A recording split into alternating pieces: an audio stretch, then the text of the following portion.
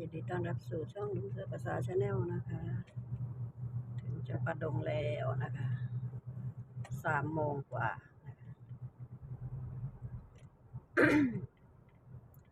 3 โมงครึ่งแล้ว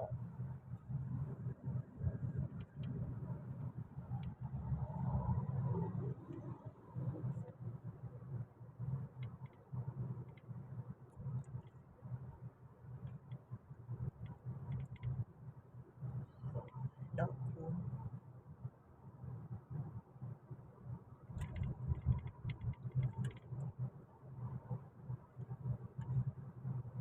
แดดคึมแต่ว่าอากาศร้อนอบอ้าวดอกคูณต้นนี้ก็มีใบเลย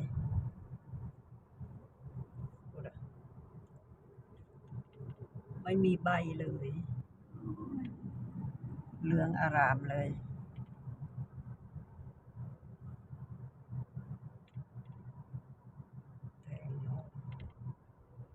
แตงโมหลายขนาดปีนี้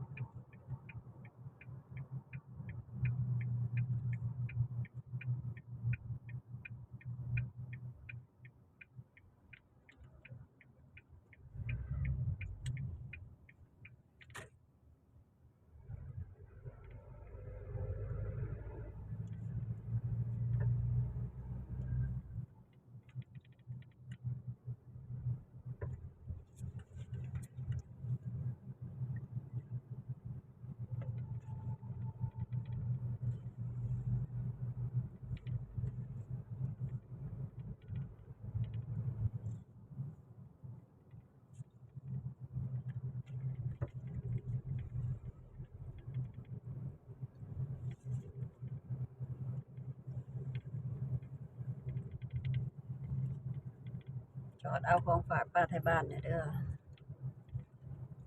สิว่าก็สิเอาเขาไปให้คือเก่าหั่นล่ะสิว่าบ่บอกอีกเขาก็สิได้ไปลงนั่นตัวฝากไว้ฮ้อนนั่นแหละแล้วผลมาไว้ไสเราไปถ่ายอยู่ข้างหน้ามองเราถ่ายเอาลงหั่นเลยซะเขาก็ได้ให้ผู้อื่นมาเอามาอีหลีนั่นแหล้วข้อยบ่ได้ลำไรได้ไปเปียกคือเก่านั่นทูนั่นเอ้าไว้เล่นตัวมากก็บ่ได้ จอดอยู่นี่แล้วก็แบกไปไว้โดมให้เพิ่นเด้ไกล เพิ่นสิไปนำบ่ๆบ่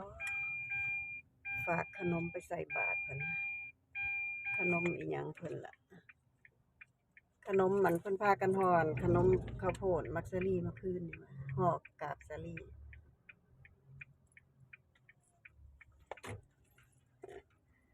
เด้เสื้อสีม่วง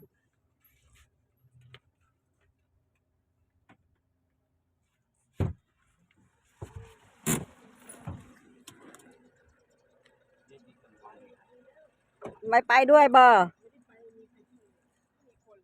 แล้วไปไหนหมดแล้วลุงป้าไปไหนบ่แบกกระสอบข้าวไปให้ลุงพลเจ้านะ ย่านมันเปียกนะ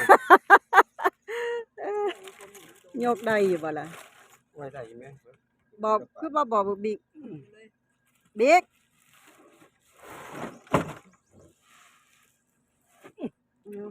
แบกไปไว้โดมพุ่นละโอ้ยแข็งแรงขนาดโอ้บ่ธรรมดาข้าวเหนียวคือกันแล้วกับบักบิ๊กฮะลุงพลก็ไม่กินข้าวเจ้าหรอกดูข้าว2 กระสอบสีได้แค่นี้เองบ่ไปน้ำบ่นานเปิดมาทันแล้ว โอ้ยบ่ทันพูนเพิ่นฟ้าวจิ้มอุ้ยเพิ่นฟ้าวจิ้มแหมก็บ่ทันตัวท่านมีแต่คนโฮอยู่บ้านนี้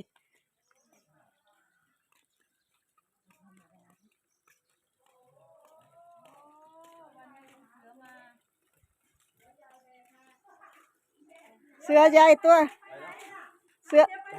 เสื้อน้อยบ่ลงรถอ้าวบ่ไปโรงทานนำกันเฮ้ยก็มื้อนี้แหละวันที่12เนาะไปก่อนเฝ้าทันเพิ่นโอ้วัน12วันจำไม่ว่าแต่ตัวอุ้ยละพากันเซยอยู่ข่อยว่าเอ้าดีว่ะมื้อนี้ว่าฮะบ่ขนมมักซะลี่ว่าติมัน4 โมงล่ะฟ้าวไปอันเพิ่นเพนมาเบิ่งละแม่ของพูดนำกันมาเป็นแถว มีแต่ย่าชีเด้อนำก้นมาต้นนี่ดอกใบพญาเสือโคร่งมา ได้ส่วนหนึง เอาลุงเสือเปิดท้ายให้ย่าชีท้ายจังหน่อย อันนั้นจะมีเหรอ อันนี้โรงทานบ่ แม่น โอ้โรงทาน เอาสะไดลังอันนั้นเฮาเด้ ส ซะ นับสนุนจาก ฮะ ปลาบ่ได้มีได้ ฮะ ปลาบ่มีได้ ไม่ต้องเปิดก็ได้ เอา โอ้ มันเอาไปไว้ไสซะ คนมาเต็ม เจ้าก็บ่เบิ่งเฮ้ยนี่เด้ ได้คาราบาวมีแต่สปอนเซอร์ อันนี้ก็ได้เฮ็ดให้ตกใจตื่นเบิดหามเงยสิไปเฮ็ดบุญกระดากันก่อน เฮ้ยว่าให้คอยตกใจเนาะ สิไปให้บุญกันหยอก สปอนเซอร์บ่เห็นเพราะว่าน้ำ30 แพ็ค น้ำ30 แพ็คบ่ คาราบาว2 แพ็คกาแฟ2แล้วก็สปอนเซอร์น้ำโคกแกงข้าวโอ้ยว่าละแม่นสิไปนำกันไป โอ้บ่ได้ไปแล้ว สวย เอ้าสิหายุ ควงเนาะเออ เออ คือไผจะว่า คือสายกับพี่น้องเขา เนาะ บ่ละล่ะ โพดซะจ้า โอ้ยรถข่อยเป็นสีเหลืองเลยบัดนี้เด็กน้อยชาดน้ำใสนี่อุ้ยเล่นสงกรานต์ก้อนหมูปุ่นมาเบิ่งข้างหน้าบาดนี้โอ้ยเขาทำสีให้ใหม่ไป มื้อไปมื้อ แบกไปให้เพิ่นเด้อสอบเข่าเด้อ หายาชีแบก นักเสื่อมยันดิบ่ได้เสื่อม ฮะ คือแกนักเสื่อมยันดิ แม่นบ่อยู่ข้างในบ่ อยู่หั่นแหละเก็บแต่หมวกมุม แม่นบ่โอ้บ่เห็นเจ้าเลยบ่ เก็บบ่เงินเขาก็บ่ได้ไปส่องเบิ่งวางไว้หั่น บ่เพราะละว่ามันมีแต่ซุ่ม YouTube อยู่นี่ เห็นคนเสื่อมยันอยู่ บ่ก็เล่าละเชื่อมบักเสือหมื่นบ่ทันได้ลูกดอกป่านนี้เดินทางต่อโอ้ยว่าบ่เห็นคาราบาวเขาละตกใจว่าเอ้าเขาคือเอาขึ้นรถให้เบิดแล้ว อีหยังเต็งมันไว้กันนะ อันถุงกาแฟห่อกาแฟเขาใส่ถุงให้เขาบ่ได้ยกมาอันนั้นคือสปอนเซอร์คือนำโคกเนาะใส่ถุงยาง คาราบาวนั่น อืม เจ้าขวดเดี๋ยวนี้ว่ามันเป็นแพ็คบ่แม่น ก็เป็นแพ็คตัว แพ็คละ10 ขวด สปอนเซอร์ลังหนึ่งก็24 ขวดสำหรับคลิปนี้ก็ขอจบไว้เพียงแค่นี้นะคะ สวัสดีค่ะ